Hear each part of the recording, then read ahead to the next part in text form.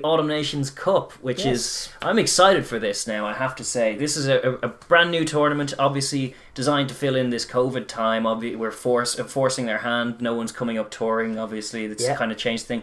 But I think what they've landed on is what kind of close to what we were calling for in terms of this not a Nations League with 12 teams and a convoluted system that includes the Six Nations and Rugby Championship and tours as a thing. No, just the problem is that the autumn window is sometimes a little stale and lacking for consequence, and certainly if you were to look at Springbok performances or Argentinian performances in autumn over the last few years, you'll see exactly why they're kind of hard pressed to call them test matches. Yeah, the critique of friendlies has been thrown at them, and yet sometimes you have magnificent games, you know, where both teams are really going at it, and sometimes, you know, you have guys where you have games where teams are flat and teams are sending experimental sides.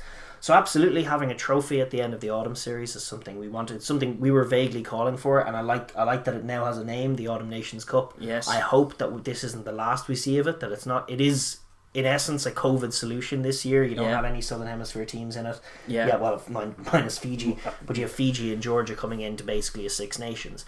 But as it is, having like little groups of 4 with each team playing each other, you know, there's absolute scope for a competition. What we were calling for was a competition with lots of, you know, tiers. With tiers, you know, where you have, you know, the top 4 teams initially based on world ranking, and then 4 to 8, and then 5 to 8, and then 9 to 12 in the world rankings. And then even down further than that. Yeah, even keep going. Keep going as far as you can have promotion relegation and have that be ongoing, because they're dragging your feet on promotion relegation in the Six Nations. They don't want to do that, so that's fine. But you can have an independent tournament in this autumn window that's not going to diminish the World Cup. It's not going to diminish the Rugby Championship. Not going to diminish Six Nations. It's going to operate on its own steam and own merit. And now it has a name, the Autumn Nations Cup. And they should 100%, because you can keep the tours in the June windows or the July windows it now is, and get this tournament in the autumn. So I hope it's not the last we see of it.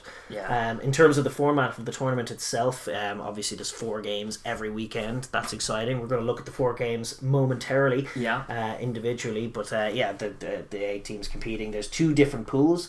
One including, as the top tier here, Ireland, England, Wales, and Georgia.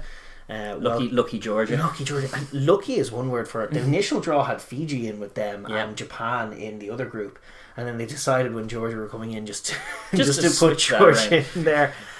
Georgia are not allowed win games, especially if Italy are playing, because you know. Well, Georgia, Italy would be a better game. The other pool is all kinds of more open in France, Scotland, Fiji, and Italy, and those teams are going to be playing each other, and then there'll be a corresponding game in the final week between first and second and third and third and fourth. Kind of like a mirror version of what they do in the sevens, where you can have your plate, your bowl, your shield, all of that stuff, and it's good. It's competitive fixtures. It adds a bit of intrigue and a bit of value to this window, and it's a great opportunity for some of these teams. Certainly for Georgia, I know they'll be coming in a little understocked and under kind of undergone, because they haven't had much contact training, or they weren't allowed to do a test match at all to get themselves warmed up, but just a chance for them to face the tier 1 sides. That's all they're asking for. They'll be delighted. They'll be bulling for it. And then similarly, Fiji, in a similar capacity, them getting test matches, the last time out in France they won, so they'll be bullish. This is a massive opportunity for Fiji, more so than Georgia. They're in a better position. Obviously, you know, they have some players playing in Europe.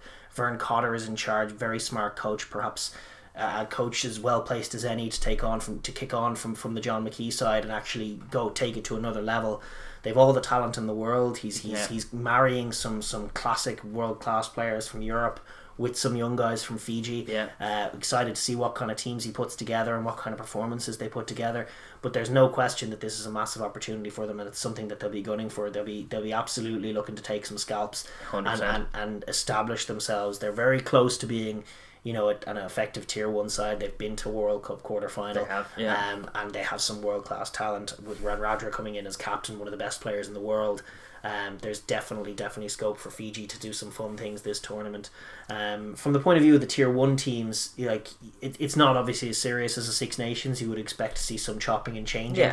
Like if you're in England, maybe you're in a nice even keeled position. You're looking to bolster your squad.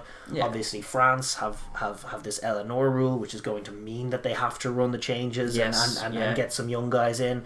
That's going to be interesting as well. And then, you know, if you're in Ireland or Wales, you're kind of rebuilding, trying to rebuild Yeah. and It's find yourself an identity in a new Yes, team. we're still beginning of the new World Cup cycle. It's a new tournament. You can feel free to rotate things in and out. Like you're trying to establish playing patterns. Obviously, it'd be nice to win the thing. Every team will have a mind to try and go and win the thing. But another trophy, please. Absolutely. But failing that, it is a chance to just test new combinations and try and play with a different style than you would normally see when you're kind of constrained by the Six Nations and all the pressure that comes therein. So excited to see what all these teams look like in this brand new tournament, and I hope we make for some good spectacles. Yeah, as far as favourites are concerned, obviously I make England favourites. Yeah, firm favourites. Best team in it, most balanced, most settled, most mature. Yeah, absolutely they'd be there. But definitely the likes of in that second pool, Scotland, I think Scotland, Fiji, and France are all will be looking at topping that pool and then having a crack at England in the final. That's exactly it. Yeah, so you'd nearly make them second favourites, considering it's going to come from either pool. Absolutely, so and I think Ireland perhaps more so than Wales. Obviously just have a on the bone back to pick with England themselves, Yeah. and will be desperate to find some momentum off the back of that Absolutely. shit show against France. That's true. But Wales are kind of backs to the wall themselves and will be gunning to try and find some results first. I think they're settling for anything right now, as well as some kind of good performances to kind of lean back on. But there's a lot at stake for each of these teams, even if it's a huge positivity. It's a huge positive. It's something that I'm desperately hoping succeeds and generates some eyeballs. Yes, and I don't want to see the back of it. I don't want to be the last time I see the Autumn Nations Cup. I would love to see something like this with the Southern Hemisphere teams involved. Ideally with the rankings solution that we talked about, still the 3-test window, doesn't interfere with club rugby, doesn't necessitate the inclusion of a global calendar that's never going to work. I definitely think, I really hope that's not the last time we see the format is dead on. The only caveat to your eyeballs comment is the fact that it's been broadcast on Amazon Prime for whatever that's only reason. In the UK, but it is definitely a factor. Amazon Prime entering the broadcast game, which is just a shame in that you need fewer paywalls, not more. Well, you just it's another broadcaster that is behind a paywall that's also taking it in, and it's another layer between the casual viewer and the games. Like the games that are on free to air always do better. Yeah, and you do want to get the casual eyeball on this, and that's where things like good highlights packages and all of that, I'll start to forgive Amazon if they're putting out good highlights packages on YouTube. Just let's get people involved. That they will. I'm hopeful. Yeah, let's see obviously what they do with it. But as it is, they're behind a subscription service now. Hopefully within the I don't know because I don't have Amazon Prime, but in the context of people who do, I'm sure there's plenty of people out there, for deliveries and everything else. Hopefully they're promoting it strongly within that. Would like to think that, and getting some fresh eyeballs in the game that way. But definitely, another subscription service entering the game as far as rugby's concerned doesn't bode too well for the casual fan. No, we're not generally in favour of it. We'll be watching it on Premier Sports here, which is mercifully airing it to us, which is very we'll be grateful for. But with that, we're just looking forward to a great tournament for it, and excited to see what comes. Autumn Nations Cup, absolutely. Here we come.